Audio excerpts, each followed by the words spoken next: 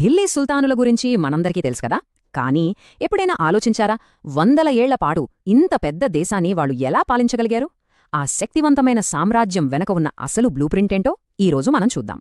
అవును, ఈ ఒక్క ప్రశ్నే మన ఈరోజు విశ్లేషణకు మూలం. 300 సంవత్సరాలకు పైగా ఒకే ఒక్క సామ్రాజ్యం ఇంత వైవిధ్యమున్న భారతదేశాన్ని ఎలా తమ గుప్టిట్లో ఉంచుకోగలిగింది? వాళ్ల అడ్మినిస్ట్రేషన్, ఎకానమీ, మిలిటరీ, వీటి వెనుకున్న ఆ సీక్రెట్ ఫార్ములా ఏంటి? రండి తెలుసుకుందాం. సరే, ఈ బ్లూప్రింట్ను డీకోడ్ చేయాలంటే మనం టాప్ నుంచే మొదలుపెట్టాలి. ఈ మొత్తం సిస్టంకు సెంటర్ పాయింట్ ఎవరు?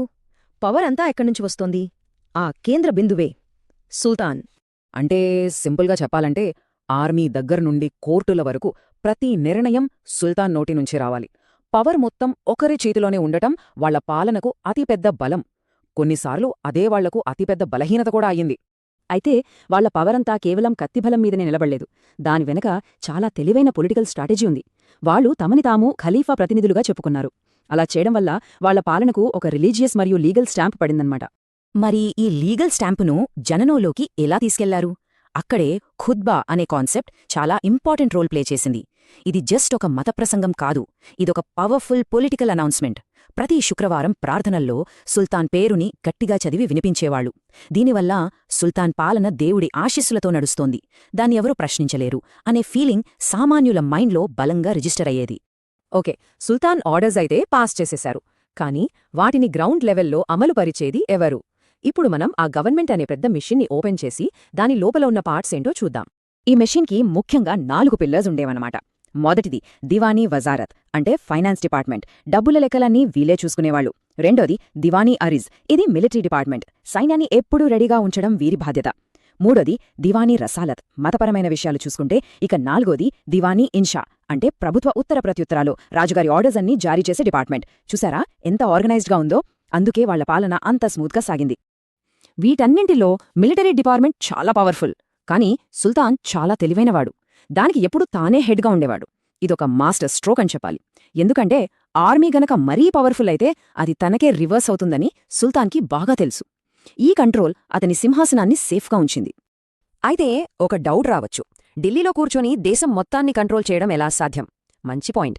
ఇప్పుడు మనం ఢిల్లీ నుంచి బయటకొచ్చి వాళ్ల లోకల్ అడ్మినిస్ట్రేషన్, అంటే రాష్ట్రాల లెవెల్లో వాళ్ల సిస్టమ్ ఎలా పనిచేసిందో ఒకసారి చూద్దాం. సుల్తానుల అడ్మినిస్ట్రేషన్ సిస్టమ్ ఒక పిరమిడ్ లాంటిది. టాప్లో సుల్తాన్, ఆయన కింద పెద్ద పెద్ద రాష్ట్రాలు, వాటిని ఇఖ్తాలు అనేవాళ్లు. వీటి కింద షిక్కులు, వాటి కింద పరగణాలు, ఇక అట్టడుగునా మన గ్రామాలుండేవి. ప్రతి లెవెల్లో ఒక ఆఫీసర్ ఉండేవాడు. దీనివల్ల ఢిల్లీ నుంచి వచ్చే ఆర్డర్ ఏకంగా మారుమూల పల్లెటూరికి కూడా కరెక్ట్గా చేరేది. ఇదొక పర్ఫెక్ట్ చైన్ ఆఫ్ కమాండ్ అనమాట. ఇంత పెద్ద ఆర్మీని మెయింటైన్ చేయాలి, ఇంత పెద్ద గవర్నమెంట్ను నడపాలి, వీటన్నింటికీ డబ్బులెక్కడ్నుంచొచ్చాయి? ఇప్పుడు మనం ఆ ఎకనామిక్ ఇంజిన్, అంటే వాళ్ల ఆర్థిక వ్యవస్థ గురించి చూద్దాం. వాళ్ల ఎకానమీకి బ్యాక్ బోన్ ఏంటంటే ల్యాండ్ ట్యాక్స్, అంటే భూమి శిస్తు. కొన్నిసార్లు రైతులు పండించిన పంటలో ఏకంగా సగం 50% పన్నుగా కట్టాల్సొచ్చేది. ఇది రైతులకి చాలా పెద్ద భారం, నిజమే. కానీ ఈ డబ్బుతోనే సుల్తానుల ఆర్మీ, అడ్మినిస్ట్రేషన్ మొత్తం నడిచింది. భూమిని కూడా వాళ్లు చాలా స్ట్రాటజిక్గా 3 రకాలుగా విభజించారు. మొదటిది ఇఖ్తా భూమి, ఇది అధికారులకు జీతాలకు బదులుగా ఇచ్చేవాళ్లు. రెండోది ఖలీసా భూమి, ఇది డైరెక్ట్గా సుల్తాన్ కంట్రోల్లో ఉండేది. దీని ఆదాయం మొత్తం రాజఖజానాకి వెళ్లేది. ఇక మూడోది ఇనాం భూమి, ఇది మత పెద్దలకు, మత సంస్థలకు ఇచ్చేవాళ్లు. అంటే ప్రతి ఎకరం భూమిని సామ్రాజ్యానికి ఏదో ఒక రకంగా ఉపయోగపడేలా ప్లాన్ చేసుకున్నారు. ఆర్థిక వ్యవస్థకు రక్తంలాంటిది కరెన్సీ కదా, వీళ్లు కూడా ఒక స్టాండర్డ్ కాయిన్ సిస్టమ్ని తీసుకొచ్చారు. ఇల్తుత్మిష్ ప్రవేశపెట్టిన వెండి టంకా పెద్ద పెద్ద ట్రాన్సాక్షన్స్కి ఉపయోగపడేది. అలాగే రాగి జిటాల్ అనేది రోజువారీ చిన్న చిన్న కొనుగోళ్లకు వాడేవాళ్లు.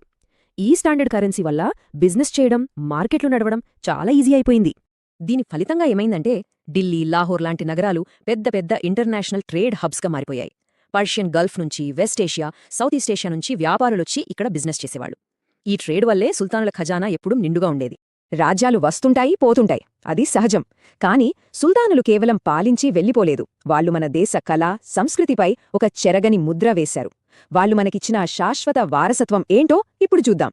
ముఖ్యంగా ఆర్కిటెక్చర్లో ఆర్చులు, డోమ్స్, మినార్లు, ఇలాంటి ఇస్లామిక్ స్టైల్స్ మన ఇండియన్ స్టైల్స్తో మిక్స్ అయ్యాయి. ఈ ఫ్యూజన్తో ఇండో ఇస్లామిక్ అనే ఒక సరికొత్త అద్భుతమైన ఆర్కిటెక్చర్ స్టైల్ పుట్టింది. దీనికి బెస్ట్ ఎగ్జాంపుల్ ఢిల్లీలోని కువ్వతుల్ ఇస్లాం మసీదు. ఈ కల్చరల్ మిక్సింగ్కి ఒక పర్ఫెక్ట్ ఎగ్జాంపుల్ ఎవరంటే అమీర్ ఖుస్రో. ఆయన ఒక కవి, మ్యూజిషియన్, ఒక జీనియస్ అని చెప్పాలి. మన ఇండియన్, ఇరానియన్ మ్యూజిక్ ట్రెడిషన్స్ని కలిపి ఖవ్వాలి లాంటి కొత్త మ్యూజిక్ స్టైల్స్ని క్రియేట్ చేశారు. మనం ఇప్పుడు వాయించే సితార్ను కనిపెట్టింది కూడా ఆయనే అంటారు. ఇది నిజంగా రెండు కల్చర్ల మధ్య జరిగిన ఒక బ్యూటిఫుల్ కాన్వర్సేషన్ లాంటిది. ఇక సాహిత్యం విషయానికొస్తే పర్షియన్ భాష అఫీషియల్ లాంగ్వేజ్ అయింది. దానితో ఎన్నో హిస్టారికల్ పుస్తకాలు రాశారు. కాని అంతకంటే ముఖ్యమైన విషయమేంటంటే సుల్తానులు మన సంస్కృతంలోని గొప్ప గొప్ప గ్రంథాలను పర్షియన్లోకి ట్రాన్స్లేట్ చేయడాన్ని బాగా ఎంకరేజ్ చేశారు. ఇది రెండు గొప్ప సంస్కృతుల మధ్య నాలెడ్జ్ని షేర్ చేసుకోవడానికి కట్టిన ఒక బ్రిడ్జ్ లాంటిది. సరే, ఈ విశ్లేషణను ఒక చిన్న ప్రశ్నతో ముగిద్దాం.